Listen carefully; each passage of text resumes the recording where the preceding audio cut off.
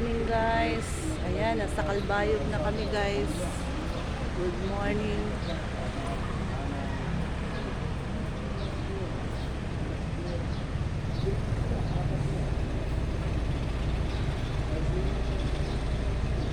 Kalbayog na kami. Tapos, minto kami guys. Nag-ano kami. Umiihi ng aking pinsan. Ito ang sakay namin guys, sinasakyan. Ayan. Lumabas muna kami guys kay ano din, mahirap magsiging upo. Nasa Kalbayog na kami guys. Kalbayog, ayan. Service, nasa Petron kami.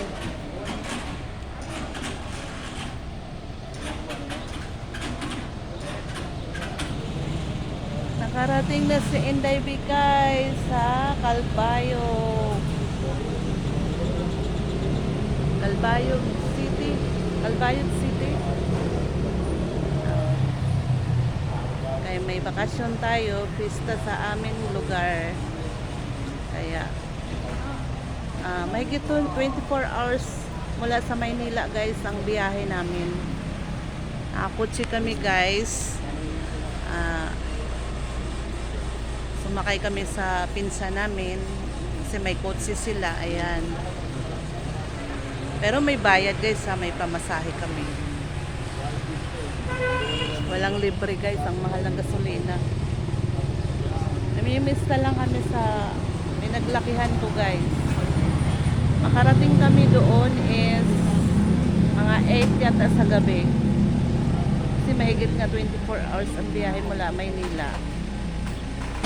Ayan. Nadadaanan pa namin yung Tacloban. Pagkasunod dito ng Kalbayog guys is Tacloban. Tapos Tacloban, doon na sa lugar namin, malapit na. Dadaan ng Abuyog. Marami pang lugar madaanan. Kaya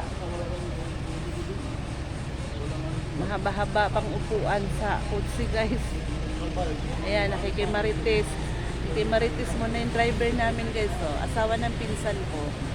Tapos yun, kapitbahay namin, yung isang kotse na guys, kapitbahay namin sa barrio namin. Nakatira sila sa Laguna. Ayan, ito Petron. Ayan, Petron Station. Hindi kami nakapag-aas guys, nakikiihi kasi ihing-ihi na. Ayan. Malawak dito guys, oh. Ito ang Kalbayog City. Hanggang dito na lang si Bikay. Mahaba ng ating vlog. Thank you guys for watching. Bye bye.